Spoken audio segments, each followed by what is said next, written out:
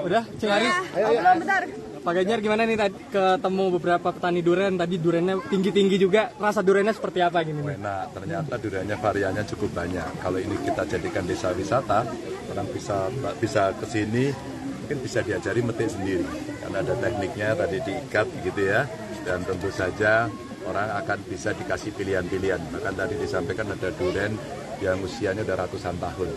Jadi kita coba satu biji manis, tapi manisnya tidak terlalu kuat gitu sehingga masih nyaman. Kalau saya suka yang agak sedikit saja manisnya, ada pahitnya. Gitu. Tadi ada aspirasi dari warga nggak Pak? Yang disampaikan aspirasi dari warga. Kenapa? Ada yang disampaikan mungkin? Oh enggak, kalau yang di sini enggak, dia betul-betul ingin menyuguhkan saja bahwa kita punya durian yang enak. Saya disuruh menikmati, tapi ada juga manggis. Maka kalau kemudian ini menjadi tempat wisata buah-buahan, maka ini tempat yang layak untuk kita kasih rekomendasi orang makan durian di sini. Ya. Pak Ganjar minta pendapat dong soal maraknya penggunaan bansos waktu kampanye. Kenapa? Maraknya penggunaan atau pembagian bansos waktu kampanye, pendapatnya gimana Pak? Ya, selalu terjadi dan biasanya seringkali kiri kanan melakukan klaim.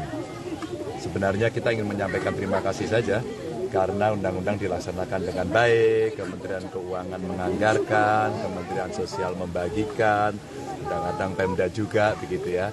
Dan ini memang tanggung jawab dari negara untuk membantu mereka yang membutuhkan.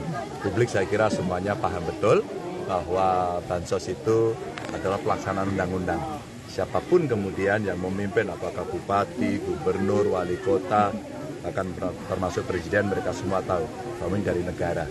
Maka masyarakat mesti kita edukasi bahwa siapapun yang memimpin pasti itu akan dilaksanakan, kecuali dia merubah aturan. Pak Ganjar kemarin kan sempat mengatakan mengedukasi warga soal money politik Pak. Cuman ini ada capres yang memberikan dana sumbangan miliaran Pak, dan sudah didalami oleh Bawaslu. Sebenarnya gimana sih Pak tanggapannya Pak? Ya, Bawaslu tinggal melakukan assessment saja. Kalau melanggar mesti ditindak. Tapi secara aturan sebenarnya yang boleh gimana, yang nggak boleh gimana Pak? Oh, nggak boleh, karena ada aturannya. Kalau dia mau nyumbang ada batasannya, kalau dia mau memberikan ada batasannya, di luar itu pelanggaran. Mas, soal positioning Pak Ganjar kan ada banyak yang bingung, katanya Mas Anies perubahan, Pak Prabowo, Pak Jokowi gitu Pak. Kalau Mas Ganjarnya? Cepat dan unggul. Pak Ganjar pendapatnya soal Zulhas itu bilang kalau ingin bansos dilanjutkan pilih Prabowo Gibran. Tanggapannya gimana? Ya, seringkali terlalu mudah mengklaim seolah-olah meremehkan intelektualitas masyarakat karena mereka paham pada soal itu. Pak, soal temuan PPATK yang menyatakan rekening dana kampanye itu itu PPATK soal itu Pak, temuan ratusan miliar triliunan rupiah di rekening bendahara parpol.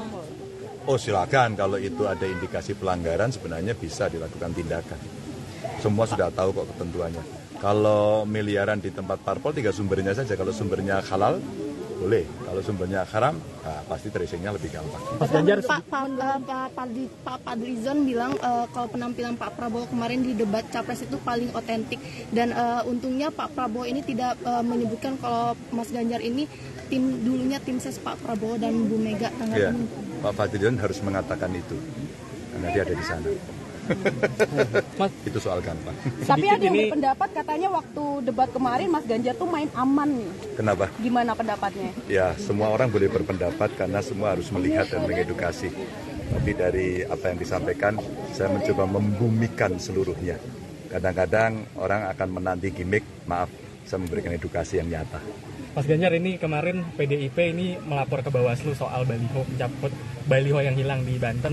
TPN juga sudah melapor ke Bawaslu. Ini apakah perlu diusut tuntas pemilu yang tidak netral atau seperti apa dengan ya, indikasinya mesti disampaikan dari beberapa kasus yang muncul sehingga kelak kemudian orang kan bisa tahu apakah itu ada faktor kesengajaan, tindak pidana pemilu dan seterusnya.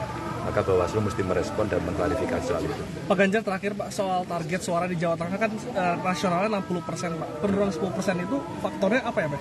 Ya, kita realistis karena memang semua pengen ke Jawa Tengah.